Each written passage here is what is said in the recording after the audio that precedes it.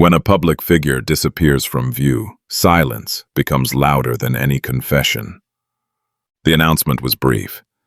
A name, a date, a carefully chosen sentence expressing condolences. There were no details that invited questions, no explanations that lingered long enough to be examined. For a moment, the public accepted it as another tragic headline in an industry accustomed to sudden losses. Then the silence began to stretch. And in that silence, something unsettling took shape. In the hours that followed, social platforms filled the gap left by official restraint.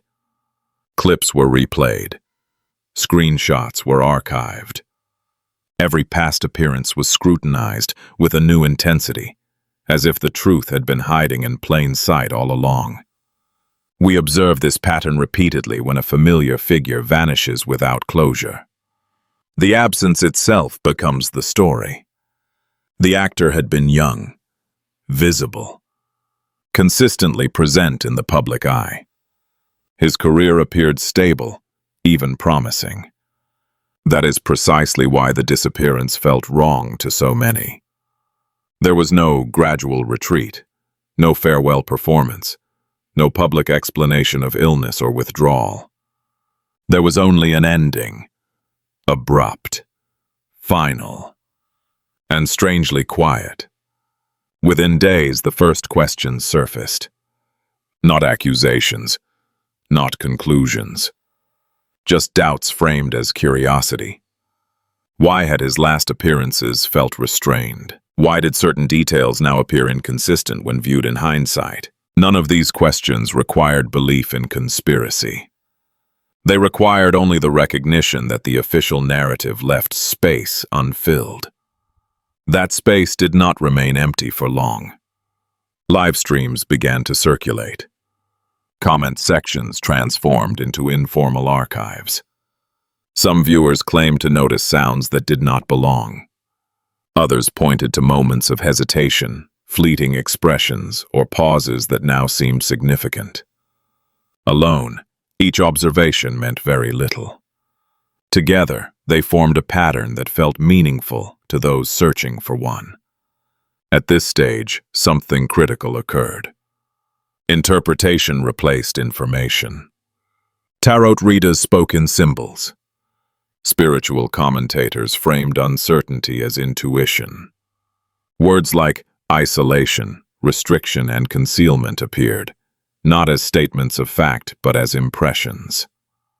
They carried no evidence, yet they carried weight. We must be precise here. No verified reports supported these claims. No documentation confirmed wrongdoing. And yet, the stories spread with remarkable speed. Not because they were proven, but because they addressed a deeper unease. When institutions speak briefly and move on, people do not always follow. They linger. They speculate. They imagine. What emerged was not an investigation into a death, but an investigation into meaning. Fans were no longer asking what happened. They were asking what it represented. A single tragedy expanded into a reflection of broader fears about power, control, and the cost of visibility in a system that rarely explains itself. As observers, we are not here to confirm these stories. We are here to understand how they were born. Because, long before any evidence appears, belief has already taken root. And once silence is interpreted as concealment, every unanswered question becomes a doorway. And that was only the beginning. The earliest signs of doubt did not arrive as accusations. They emerged as discomfort, a subtle sense that something in the official story did not fully align with what people remembered seeing. The actor's final public appearances became reference points, replayed not for entertainment, but for reassurance. Instead, they produced the opposite effect. In retrospect, nothing appeared overtly alarming. He smiled. He spoke politely. He fulfilled obligations expected of someone in his position. Yet viewers began to notice restraint where there had once been ease. His posture seemed guarded, his tone measured. These observations were subjective, shaped by hindsight rather than evidence. But hindsight is a powerful lens. Once applied, it rarely loosens its grip. We see this phenomenon repeatedly in cases where closure is absent. The human mind resists abrupt endings without explanation. It returns to the past, searching for missed signals, overlooked warnings, or patterns that only reveal themselves after the fact. Each replay becomes an act of reconstruction. Clips from earlier live streams circulated widely. Not because they contain proof, but because they offered proximity. In one recording, viewers pointed to a brief pause before a response. In another, they highlighted background sounds that could not be clearly identified. A laugh cut short, a glance away from the camera. Individually, these moments meant nothing. Together, they were arranged into a sequence that felt intentional. What is critical to understand is not whether these interpretations were correct. It is how quickly they became persuasive. Once doubt enters the conversation, neutrality becomes difficult to maintain. Silence from official channels, even when routine, begins to feel selective. Statements crafted to minimize speculation often have the opposite effect. The absence of follow-up information created a vacuum. In that vacuum, memory sharpened selectively. Supporters recalled earlier interviews where the actor spoke about pressure, exhaustion, or the demands of visibility.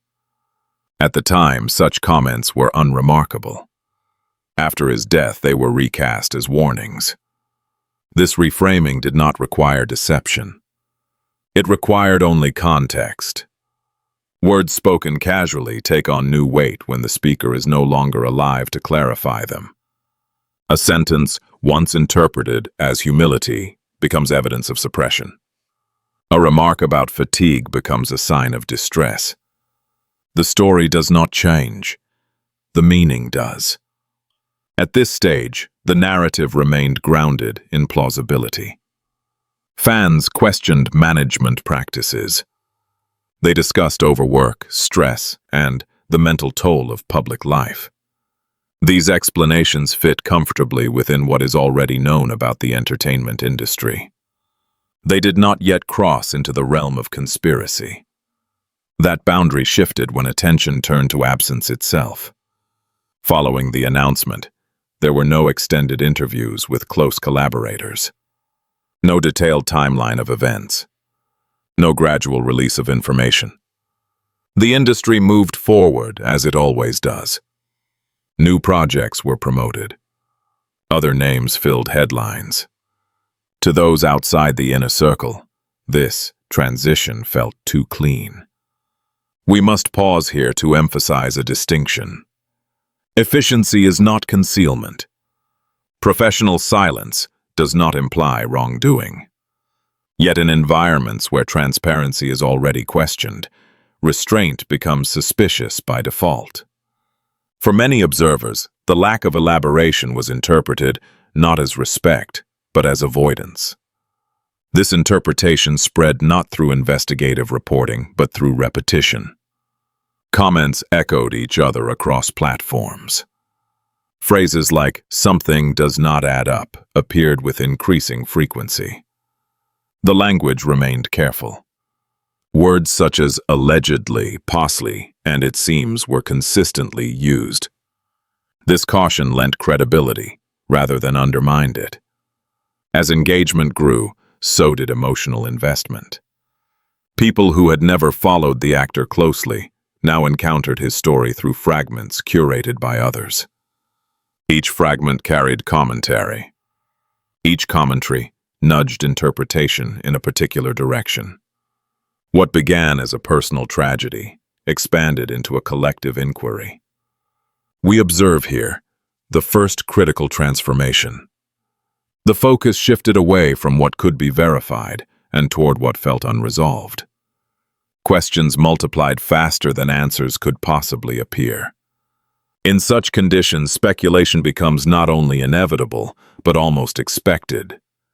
Online communities began compiling informal timelines. Dates were cross-referenced. Appearances were catalogued. Screenshots were preserved as if they were documents. The language of investigation was adopted without the discipline of verification. This was not an attempt to deceive. It was an attempt to regain control over uncertainty. The more material was gathered, the more convinced participants became that something was being overlooked. Patterns emerged because the search demanded them. Randomness is uncomfortable.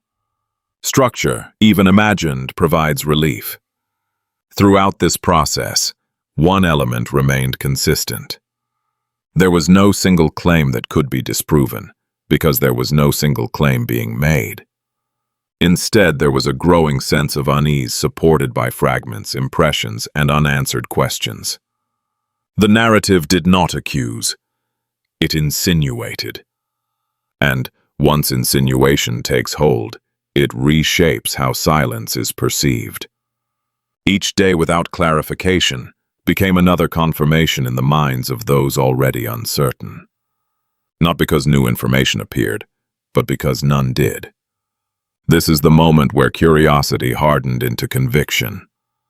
Not conviction of a specific theory, but conviction that the official explanation was incomplete. From there, the door was open to interpretations that would have once seemed excessive. The story had not yet turned supernatural. It had not yet invoked hidden systems or unseen forces. But it had reached a threshold where doubt could no longer be contained by conventional explanations alone. Silence, once noticed, could no longer be ignored. As conventional explanations began to feel insufficient, a different kind of authority entered the conversation. It did not arrive through official statements or investigative reports. It arrived through interpretation. Spiritual commentators framed their observations carefully. They avoided definitive claims. Instead, they spoke in impressions, symbols, and intuition. This distinction mattered. By refusing certainty, they positioned themselves not as sources of truth, but as guides through ambiguity. For audiences already unsettled by silence, this approach felt honest. Tarot cards appeared on live streams. Not as predictions, but as metaphors. A figure bound. A tower isolated. A journey interrupted. Each image carried multiple meanings, allowing viewers to project their own fears into the reading. The language remained deliberately indirect. Words such as restriction, concealment, and separation were repeated without context, creating emotional resonance without factual commitment. We must be clear. These interpretations did not claim evidence. They offered narrative. And narrative, when repeated often enough, acquires weight regardless of its origin. As these readings circulated, they were clipped, reposted, and summarized. Nuance was lost in the process. A symbolic statement became a suggestion. A suggestion became an implication. Over time, many viewers encountered only fragments, detached from their original disclaimers. At this stage, the story underwent a critical shift. The question was no longer whether the official explanation was incomplete. The question became what unseen forces might exist beyond it. Isolation emerged as a recurring theme. Commentators spoke about individuals being removed from visibility, not through disappearance, but through controlled absence. The idea was not imprisonment in a literal sense, but containment within systems that limited autonomy. This framing resonated with broader anxieties about power dynamics in highly regulated industries. Once introduced, this concept spread rapidly. It required no proof because it aligned with existing suspicions. The entertainment world, long perceived as opaque, provided fertile ground for such interpretations. The absence of transparency became evidence in itself. Language played a decisive role here. Viewers noticed how spiritual commentators rarely named institutions or individuals. Instead, they referred to structures, forces, or arrangements. This vagueness protected them from refutation while inviting interpretation. Each listener filled the gaps differently, yet arrived at similar conclusions. As engagement increased, emotional tone intensified. Comments shifted from curiosity to concern. Messages framed as empathy replaced questions framed as analysis. The narrative began to center, not on events, but on perceived suffering. This transformation mattered. Sympathy discourages skepticism. When a story feels compassionate, it becomes difficult to challenge without appearing indifferent. At the same time, skepticism toward traditional information sources grew. Official silence was no longer viewed as neutral. It was interpreted as strategic. News that did not address the speculation was dismissed as incomplete. Reporting that avoided rumor was seen as avoidance rather than responsibility. This erosion of trust created space for alternative explanations to dominate. Once credibility shifts, authority follows. Viewers who once relied on journalists now turned to individuals who acknowledged uncertainty openly. The admission of not knowing became a form of honesty. We observe here a reversal of standards. Evidence was no longer required to believe. It was required to disbelieve. Any attempt to dismiss the narrative was met with suspicion. Why deny it so quickly? Why refuse to consider possibilities? Such questions reframed doubt as complicity. As the story expanded, symbolic interpretation extended beyond one individual. Other figures were drawn into the narrative through association. A shared appearance. A similar period of absence. A coincidental reference. Each connection strengthened the sense of pattern. This expansion did not rely on coordination. It relied on momentum. Once the narrative gained enough participants, it sustained itself. Each new interpretation validated previous ones, not through proof but through consistency. What is striking is how little factual material was needed to maintain engagement. The story thrived on implication rather than revelation. Each live stream promised insight without delivering confirmation. Each interpretation hinted at truth without defining it. At this point, the narrative no longer depended on the original event. It had become autonomous. The actor's death was no longer the subject. It was the catalyst. The story now addressed something larger and more abstract. Control. Visibility. Vulnerability within powerful systems. The audience was no longer watching for answers. They were watching for alignment, for confirmation that their unease was shared, that they were not imagining the imbalance they sensed. And in that environment, fact lost its privilege. What mattered was coherence. A story that explained fear, even symbolically, was more satisfying than silence that explained nothing. At that point, facts no longer mattered. By the time the narrative reached its third phase, it no longer required new material to grow. It fed on connection. Names, locations, industries, and abstract ideas were woven together into a structure that felt cohesive precisely because it was expansive. The story was no longer centered on a single individual. That shift marked its most decisive transformation. Other figures began to appear in discussions, often introduced cautiously. A shared project, a brief collaboration, a similar period of withdrawal from public view. None of these links proved anything on their own. Yet within the narrative ecosystem that had formed, they did not need to. Each association reinforced the sense that what happened was not isolated. The entertainment industry itself became a character in the story. Not as a collection of people, but as a system. Described as opaque, hierarchical, and resistant to scrutiny. Long-standing rumors about control, contractual pressure, and image management resurfaced and were reframed as context. Past scandals from unrelated cases were cited as precedent rather than comparison. At this stage, the language shifted again. Commentators began speaking less about individuals and more about structures. Networks, pipelines, power flows. These terms carried weight without definition.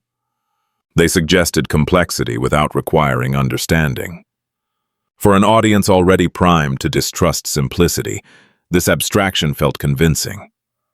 Speculation extended beyond national boundaries. References to foreign investments, cross-border partnerships, and international influence appeared. Not as accusations, but as possibilities. The global nature of the entertainment market made such ideas plausible. If careers could be managed across continents, why not silence as well? What is important to note is that plausibility replaced probability. The question was no longer how likely something was to have occurred, but whether it could have occurred. Once that threshold is crossed, the narrative becomes almost impossible to dismantle. Medical themes entered the conversation next. Regeneration, longevity, experimental treatment. These ideas circulated in fragments, often stripped of scientific grounding. They drew on public fascination with emerging technologies and ethical unease surrounding them. The more extreme the claim, the more carefully it was framed as rumor rather than assertion. Again, disclaimers remained present. Phrases like unverified, symbolic, and speculative continued to appear. Yet by this point they functioned less as warnings and more as stylistic conventions. Their repetition normalized the absence of evidence. The cumulative effect was profound. Viewers began to perceive the narrative not as a theory, but as an environment. Entering it meant accepting certain assumptions. That silence indicates control. That visibility is conditional. That power operates most effectively when unseen. We must pause to recognize what has occurred. This is not the discovery of a conspiracy. It is the construction of a worldview. Within this worldview, coincidence loses meaning. Every overlap is intentional. Every omission is strategic. The lack of confirmation becomes the strongest confirmation of all. Attempts to refute the narrative are absorbed as further proof of its reach. What sustains such ecosystems is not belief in specific claims, but belief in hidden order. Chaos is intolerable. A system, even a malicious one, is preferable to randomness. The idea that something is orchestrated provides psychological relief, even when it inspires fear. As the narrative matured, emotional investment deepened. Participants did not see themselves as consumers of content, but as witnesses. Sharing information became a moral act. Silence became complicity. Doubt became betrayal. This moral framing discouraged exit. To leave the narrative was to abandon concern. To question it was to side with power. In this way, the story insulated itself from critique without ever stating a single fact. We observed that the original event had almost disappeared from view. The individual whose death initiated the conversation was now a symbol. His presence lingered, not as a person, but as a reference point. A name invoked to legitimize broader claims. At this stage, the narrative no longer needed resolution. Resolution would have ended it. Instead, it sustained itself through perpetual anticipation. Something might surface. Someone might speak. A document might appear. The possibility of revelation was enough. The story had grown beyond authorship. No single voice controlled it. No single platform contained it. It adapted, migrated, and evolved in response to skepticism. Each challenge refined it. Each question strengthened it. What began as uncertainty had become certainty of a different kind. Certainty that something was wrong, even if no one could say precisely what. Certainty that silence concealed intention. Certainty that the visible world was incomplete. And in that moment the narrative achieved its final form. Not as an explanation of a death, but as a framework through which many began to interpret the world itself. The story was no longer about one person. By the end of these discussions, one fact remained unchanged. No verified evidence had emerged to confirm the most alarming claims. No documents surfaced. No witnesses stepped forward with proof. And yet, the absence of confirmation did not weaken the story. It strengthened it. This is where we must slow down. Because the most revealing aspect of this case is not what allegedly happened behind closed doors. It is what unfolded in plain sight. A collective process in which uncertainty evolved into narrative, and narrative evolved into belief. The story did not persist because it was proven. It persisted because it answered questions that official silence left untouched. When institutions provide minimal explanation, people do not simply move on. They interpret. They compare. They search for meaning in fragments. In environments where trust has already eroded, restraint is rarely perceived as neutrality. It is perceived as strategy. We see this pattern extend far beyond a single tragedy. Public figures become symbols. Industries become antagonists. Complex systems are reduced to simplified models of control and exploitation. These models are not created out of malice. They are created out of anxiety. The entertainment industry, by its nature, invites projection. It trades in visibility while concealing its inner mechanics. Contracts are private. Decisions are opaque. Careers rise and vanish without explanation. For many observers, this imbalance creates a sense of vulnerability. If someone admired can disappear without clarity, then stability itself feels fragile. Spiritual and symbolic interpretations thrive in such conditions. They do not demand evidence. They offer coherence. Tarot readings, metaphors, and intuitive language provide structure where facts are missing. They transform fear into narrative, and narrative into shared experience. We must acknowledge why this is compelling. A conspiracy suggests order, even a dark one. Randomness does not. The idea that suffering is orchestrated is often easier to accept than the possibility that it is arbitrary. In that sense, these stories function less as accusations and more as coping mechanisms. At no point does this require intentional deception. Most participants genuinely believe they are protecting others by remaining vigilant.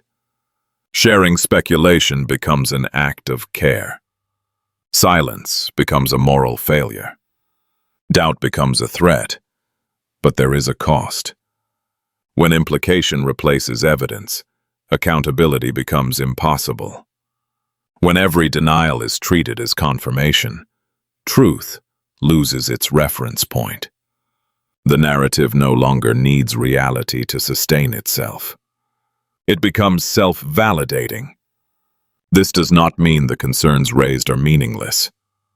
It means they must be understood for what they are. Reflections of collective unease. Mirrors held up to systems perceived as distant and unaccountable. Expressions of a public struggling to reconcile admiration with distrust. In the end, the most important question is not whether the theories are true. It is why they were so readily embraced. Why silence felt more dangerous than rumor. Why symbolic explanations felt more honest than official ones. Because perhaps the most unsettling possibility is not that something was hidden. It is that nothing was explained. And perhaps the most disturbing truth is not what happened to them, but what these stories reveal about us.